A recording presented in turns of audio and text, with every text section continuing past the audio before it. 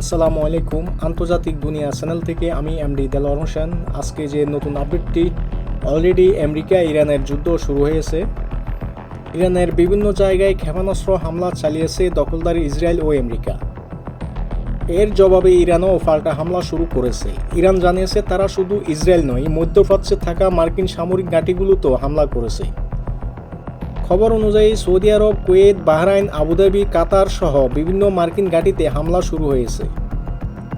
ইরানের ইসলামী বিপ্লবী গার্ড বাহিনী আইআরজিসি বলেছে, মধ্যপ্রাচ্যে আমেরিকা ও ইসরায়েলের সব সামরিক স্থাপনা তারা শক্ত আঘাত হেনেছে।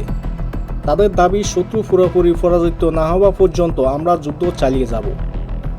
এর থেকে বোঝা যাচ্ছে মিডল ইস্টের পরিস্থিতি দিন দিন খারাপের দিকে যাবে। আইআরজিসি আরও বলছে, পুরো অঞ্চলে আমেরিকার সব সম্পদ এখন ইরানের কাছে বেদ লক্ষ্য।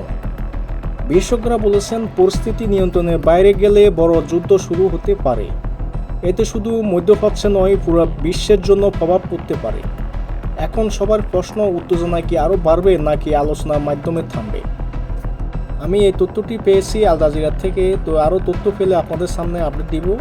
সাথে থাকবেন। আসসালামু আলাইকুম।